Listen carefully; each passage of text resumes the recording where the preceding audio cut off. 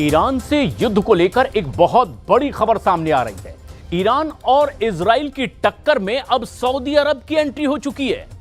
इस बीच सवाल यह है कि सऊदी अरब इस टक्कर को क्या युद्ध में बदलने जा रहा है और क्या वो खुद इसमें शामिल भी होगा। कि डोनाल्ड ट्रंप ने भी कहा है कि ईरान के पास अब बहुत ज्यादा वक्त नहीं बचा।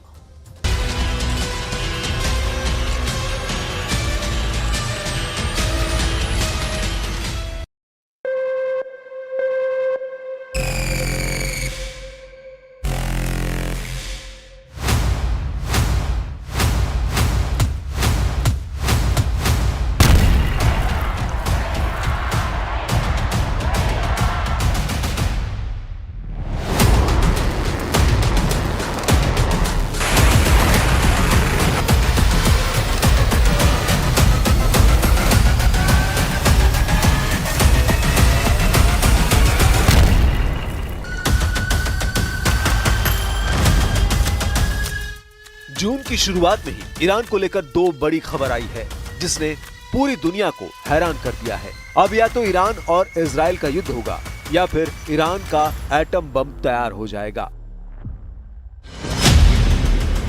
पहली और बहुत बड़ी खबर यह है कि ईरान के संवर्धित यूरेनियम का गोदाम 50% तक बढ़ चुका है, यानी ईरान बम बनाने के और करीब पहुंच चुका है। यह दावा है अंतर्राष्ट्रीय परमाणु एजेंसी का।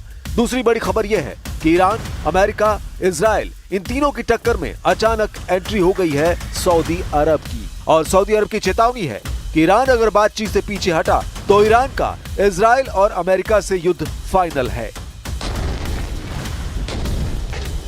परमाणु बम से लेकर युद्ध को लेकर जो नए समीकरण बने हैं वो पूरे पश्चिम एशिया को जला सकता है। ईरान और इजराइल के युद्ध वाले तेवरों के बीच सऊदी अरब के आने का क्या मतलब है। सऊदी अरब के क्राउन प्रिंस मोहम्मद बिन सलमान ने अचानक ईरान और इजराइल की लड़ाई में क्या उलटफेर करने की कोशिश की है। बड़ी खबर क्या है, इसे गौर से समझिएगा। मोहम्मद बिन सलमान ने अपने रक्षा मंत्री के जरिए ईरान तक एक खबर भेजी। इसे खबर समझिए, इसे चेतावनी समझिए, इसे वार्निंग या धमकी कुछ भी समझिए, लेकिन मैसेज तेहरान पहुंचाया गया। मैसेज ये कि ईरान अब परमाणु मुद्दे पर अमेरिका से बातचीत चुने या फिर युद्ध के लिए तैयार हो जाए। सऊदी अरब ने ईरान से कहा कि ईरान को अमेरिका के राष्ट्रपति डोनाल्ड ट्रंप से परमाणु मुद्दे पर बात करनी चाहिए, नहीं तो इजराइल से युद्ध होने की पूरी गारंटी है। 17 अप्रैल 2025 को सऊदी अरब के रक्षा मंत्री प्रिंस खालिद बिन सलमान ईरान के सर्वोच्च नेता अली खामेनेई से मिले थे। ये मीटिंग तेहरान में हुई थी और इस बैठक को लेकर कई तरह के कयास निकाले गए। मैसेज मॉस्को भी गया, व्हाइट हाउस गया, तेल अवीव से लेकर गाजा तक गया। इस मीटिंग को लेकर जो खबर अब छपी है उसने ईरान और इजराइल के बीच युद्ध भड़काने वाले शोलों को एक्टिव कर दिया है।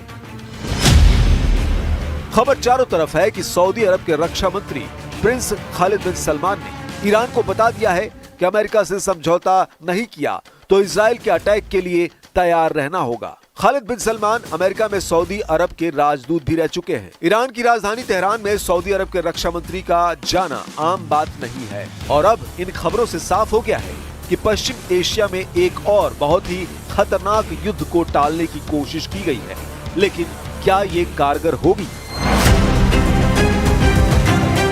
सऊदी अरब के अलावा अब ईरान को लेकर बड़ी खबर अंतर्राष्ट्रीय परमाणु ऊर्जा एजेंसी IAEA की तरफ से आई है। IAEA की एक सीक्रेट रिपोर्ट में दावा किया गया है कि ईरान ने मिलिट्री ग्रेड यानी 60% तक शुद्ध यूरेनियम का स्टॉक बढ़ा लिया है। संवर्धित यूरेनियम का ये लेवल परमाणु हथियार बनाने के बेहद करीब माना जाता है। हालांकि ईरान ने इस खबर को खारिज किया है, इसे झूठ का पुलिंदा करार दिया है। IAEA की रिपोर्ट के मुताबिक ईरान के पास इस वक्त 400 किलो से ज्यादा संवर्धित यूरेनियम है जो 60% तक संवर्धित किया गया है, जबकि एटम बम बनाने के लिए 90% संवर्धन की जरूरत होती है। IAEA की सीक्रेट रिपोर्ट में दावा है कि अगस्त 2024 में ईरान के पास 164 किलो संवर्धित यूरेनियम था। नवंबर 2024 में उसके पास 182 किलो संवर्धित यूरेनियम था। फरवरी 2025 में ईरान ने 274.8 किलो संवर्धित यूरेनियम बना लिया था और अब मई तक ईरान ने 408 किलो संवर्धित यूरेनियम का स्टॉक तैयार कर लिया है। ईरान इस रिपोर्ट को खारिज कर रहा है, लेकिन IAEA की एक गोपनीय रिपोर्ट ऐसे वक्त आई है जब अमेरिका और ईरान के बीच परमाणु समझौते को लेकर बातचीत चल रही है और डोनाल्ड ट्रंप को उम्मीद है कि 2 हफ्तों में कोई अच्छा नतीजा निकल सकता है। हालांकि ईरान का दावा है कि चाहे जो हो जाए वो यूरेनियम संवर्धन नहीं रोकेगा, फिर चाहे डील हो या ना हो।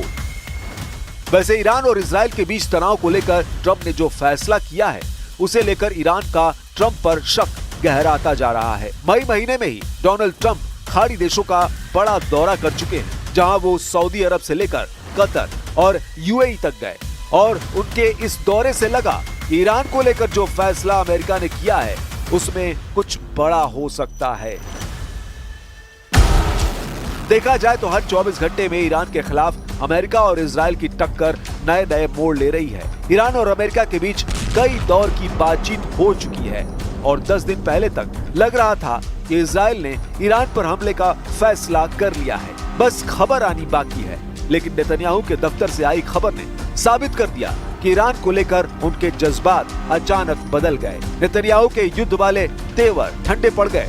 डोनाल्ड ट्रंप की एक फोन कॉल ने इजराइल के एक्शन प्लान पर ऐसा बम गिराया कि नेतन्याहू भूल गए कि उन्होंने ऑपरेशन तेहरान नाम का कोई सीक्रेट मिशन तैयार किया है। ट्रंप और नेतन्याहू की फोन पर हुई बहस पहले ही इजराइल की मिलिट्री लीडरशिप में कोहराम मचा चुकी है। नेतन्याहू आखिर क्यों और ट्रंप से क्या बोले? वो ईरान पर हमला नहीं करेंगे? क्या ईरान से डर गया है इजराइल? नेतन्याहू ने कहा कि ईरान पर हमले वाले ऑपरेशन की बात फेक न्यूज है, इसलिए सवाल उठ रहा है कि इजराइल किससे घबरा गया? ये ट्रंप का खौफ है या ईरान के तेवर? ट्रंप और नेतन्याहू की फोन पर हुई बहस का पूरी दुनिया को पता चल गया। पिछले 1 महीने में दुनिया ने डिएगो गार्सिया में B-2 बॉम्बर भी देखे हैं और ईरान के आसपास अमेरिका का बैटल ग्रुप भी देखा है, लेकिन अचानक केमिस्ट्री बदल गई है और अभी तक ये हर पल बदलती जा रही है। अमेरिका से इजराइल तक और यूरोप से अरब वर्ल्ड तक मीडिया में छप चुका है कि ट्रंप ने नेतन्याहू को कहा है कि ईरान पर हमला नहीं करना, ईरान से दूर रहना, नहीं तो अमेरिका इजराइल का साथ नहीं देगा। सवाल है कि क्या सऊदी अरब वाली खबर और साथ में अंतर्राष्ट्रीय परमाणु एजेंसी वाली खबर डोनाल्ड ट्रंप का मिजाज बदल सकती है? क्या ईरान और इजराइल के बीच युद्ध का खतरा बढ़ने वाला है या फिर सब कुछ पहले की तरह ठंडा हो सकता है? Back on Iran, did you warn Prime Minister Netanyahu against taking some sort of actions that could disrupt the talks there in a phone call last week? Well, I'd like to be honest. Yes, I did. Next question, please. Sanctions. I did, yeah. If I did. Senate Republicans want to push It's not a warning. I said I don't think it's appropriate. What exactly did you tell him? We can blow up a lab, but nobody's going to be in the lab as opposed to everybody being in the lab and blowing it up, right? 2 ways of doing it. Yeah, I told him this would be inappropriate to do right now because we're very close to a solution. Now, that could change at any moment, could change with a phone call. But right now, I think they want to make a deal, and if we can make a deal, save a lot of lives. Trump इस वक्त सब कुछ अपनी शर्तों पर कर रहे हैं, चाहे वो टैरिफ हो, यूक्रेन हो, गाजा हो या फिर ईरान और इजराइल के बीच मंडराते युद्ध वाले बादल। ट्रंप ने बहुत साफ साफ मैसेज दे दिया है।